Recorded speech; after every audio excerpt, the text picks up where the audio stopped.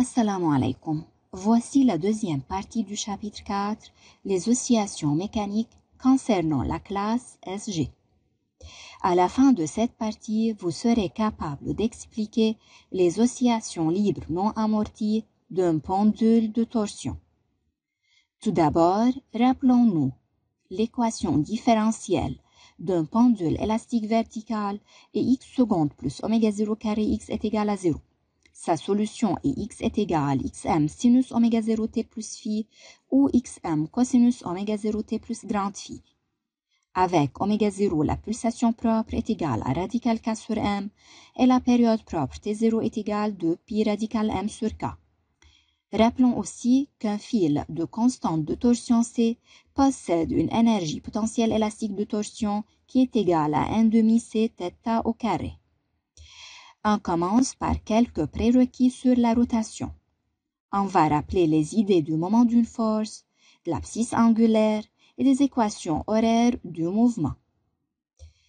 Commençons par le moment d'une force qui est une grandeur physique algébrique qui mesure la tendance d'une force de tourner un objet autour d'un axe donné. Tout d'abord, choisissant un sens positif de rotation, on obtient le moment d'une force par rapport à delta est égal à plus ou moins F fois D selon le sens de rotation. F est l'intensité de la force en newton, D est le bras de levier en mètres qui est la distance entre l'axe de rotation et la direction d'une force. Bien sûr, la distance doit être perpendiculaire de delta sur la direction de la force. Le moment d'une force par rapport à delta est en newton fois mètre. Si le moment de la force est positif, alors F tend à tourner la tige dans le sens positif. Si le moment est négatif, alors F tend à tourner la tige dans le sens négatif. Si le moment est nul, alors F n'a pas un effet de rotation. Et ça apparaît dans deux cas. Premièrement, si la ligne d'action de la force passe par l'axe de rotation, c'est-à-dire D est égal à 0, ou la ligne d'action de la force est parallèle à l'axe de rotation. On a déjà défini dans les années précédentes l'abscisse angulaire θ en radians, la vitesse angulaire θ' en radians par seconde qui est la dérivée de θ par rapport au temps, l'accélération angulaire en radians par seconde carré qui est θ seconde, la dérivée de θ' par rapport au temps.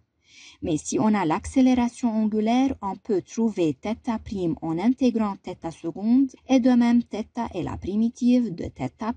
Rappelons que dans le cas d'un mouvement de rotation uniforme, θ seconde est égal à 0 radian par seconde carré, la primitive θ' est égale à constante et sa primitive θ est égale à θ't plus θ0. Tandis que si le mouvement de rotation est uniformément varié, alors θ seconde est égale à constante qui est différente que 0, sa primitive θ' est égale à θ seconde t plus θ'0, et finalement l'abscisse angulaire θ, qui est la primitive de θ', est égale à 1/2 θ seconde t au carré plus θ'0t plus θ0. Commençons par le moment du couple de torsion, mais avant, on va définir c'est quoi un fil de torsion. C'est un fil élastique qui emmagasine de l'énergie potentielle élastique lorsqu'il est tordu autour de son axe.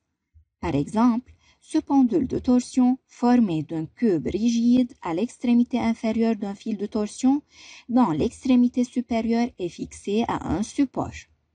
Le cube est mis en rotation de sa position d'équilibre dans le plan horizontal autour d'un axe vertical passant par le fil de torsion. Lors de la rotation du cube d'un angle θ, le fil est tordu ou déformé de même angle θ, ce qui exerce sur le cube un couple de rappel appelé couple de torsion. Ce couple s'oppose à la déformation du fil et tend à le ramener à sa position d'équilibre. Le moment de ce couple de torsion, M, est proportionnel au déplacement angulaire θ et il est donné par moment est égal à moins c fois θ. Bien sûr, M est le moment de rappel exercé par le fil en newton fois mètre. C est la constante de torsion du fil en newton fois mètre sur radian. C est une caractéristique du fil qui dépend de la longueur, de la section et de la nature du fil.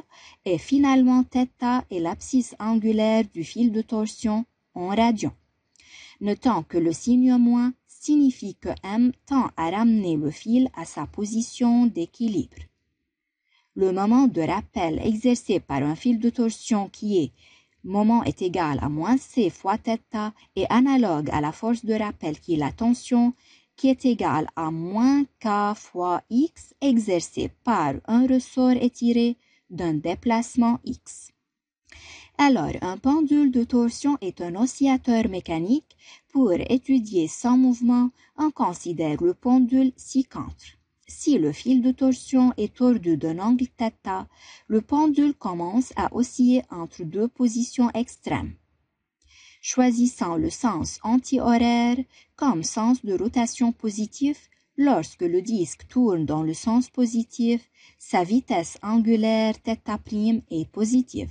Lorsque le disque tourne dans le sens négatif, sa vitesse angulaire θ' est négative. La position d'équilibre est caractérisée par une abscisse nulle, θ égale à 0. Alors, on commence par l'énergie potentielle de torsion. L'énergie potentielle de torsion emmagasinée par le fil de torsion est donnée par 1/2c θ au carré. Bien sûr, l'énergie en joules, C en newton fois mètre par radian et θ en radian. Cette énergie potentielle de torsion est analogue à l'énergie potentielle élastique, EPE est égal à 1/2kx au carré, stockée par un ressort étiré. Le ressort ayant une constante de raideur K et effectue un déplacement X, alors que le fil a une constante de torsion C et effectue un déplacement θ. Passons maintenant à l'expression de l'énergie mécanique. À un instant T des oscillations, l'abscisse angulaire du disque est θ et sa vitesse angulaire est θ' qui est la dérivée de θ par rapport au temps. L'expression de l'énergie mécanique du système est EM est égal à l'énergie cinétique plus l'énergie potentielle de pesanteur plus l'énergie potentielle de torsion.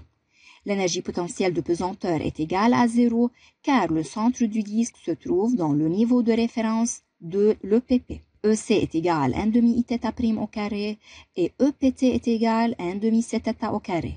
Alors, EM est égal à 1/2 au carré plus 1/2 au carré. On peut déterminer l'équation différentielle à partir de l'expression de l'énergie mécanique, pas des forces non conservatives, donc l'énergie mécanique est conservée, et par suite, sa dérivée est nulle. Rappelons que la dérivée de θ' au carré est égale 2θ' seconde, et la dérivée de θ au carré est égale 2θ'. Alors, on obtient 1/2i 2θ' seconde plus 1/2c 2θ' est égal à 0. Alors, θ' facteur i'θ seconde plus cθ est égal à 0. Bien sûr, θ' différente que 0, alors i'θ seconde plus cθ est égal à 0, d'où on obtient l'équation différentielle du second ordre sans second membre en θ, qui est θ seconde plus c sur i'θ est égal à 0. Bien sûr, cette équation différentielle peut être déterminée encore d'après la deuxième loi de Newton ici de rotation. Tout d'abord, les forces extérieures agissant sur le disque sont le poids mg, la tension du fil T, le couple de torsion du fil de moment m.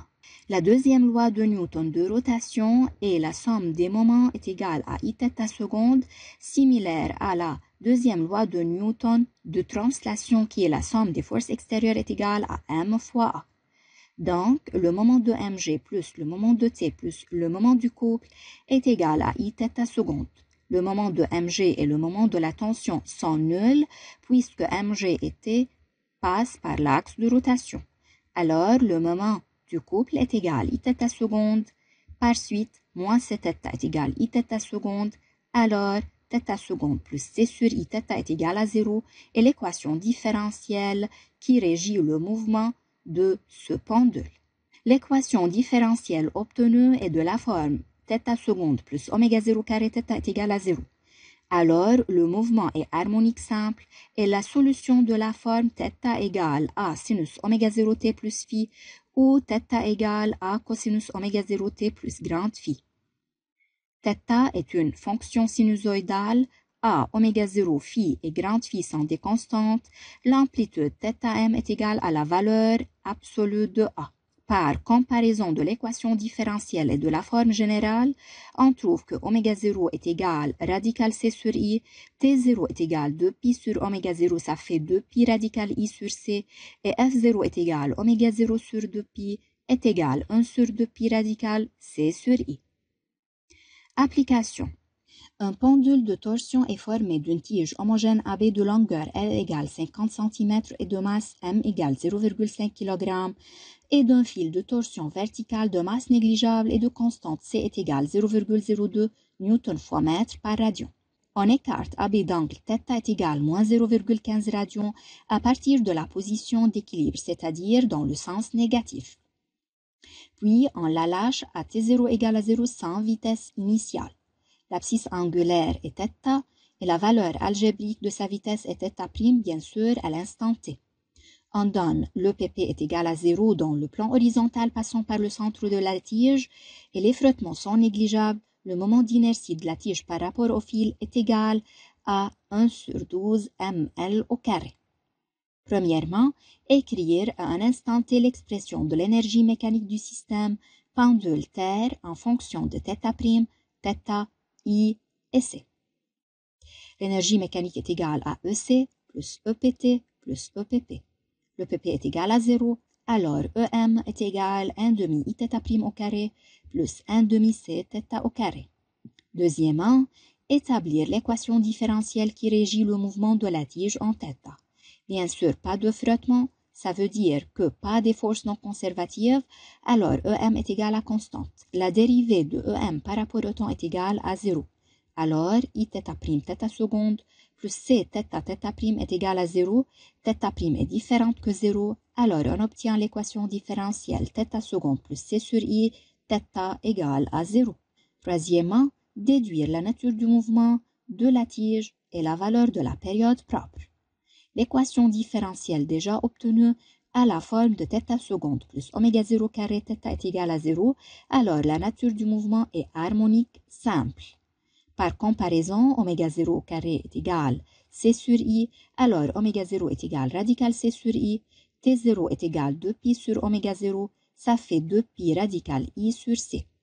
I est donné par 1 sur 12 ml au carré, remplaçant chaque terme par sa valeur numérique, on obtient T0 est égal 6,4 secondes. Partie 4. La solution de l'équation différentielle est de la forme θ est égal θm sinus oméga 0 t plus phi. Déterminer les valeurs de θm et phi. Comme on a déjà dit que θm et phi dépendent des conditions initiales, ça veut dire de θ0 et θ'0. Tout d'abord, on doit chercher θ'. Donc, θ est égal θm sinus oméga 0 t plus phi, alors θ' est égal θm oméga 0 cosinus oméga 0 t plus phi.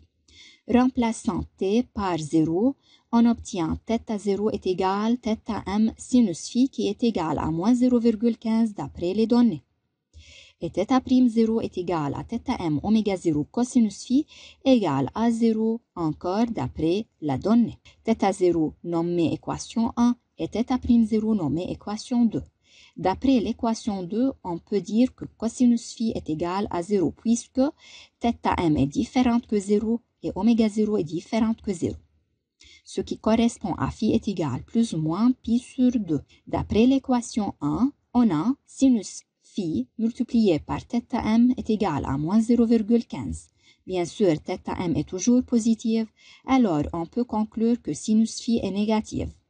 Donc, phi est égal à moins pi sur 2 puisque sinus de pi sur 2 est égal à 1. Pour trouver θm, on utilise l'équation numéro 1.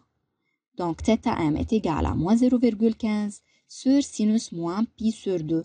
Donc, θm est égal à 0,15 radians. S'il vous plaît, prendre des notes à propos de résumé. C'est la fin de cette partie. Merci pour votre attention.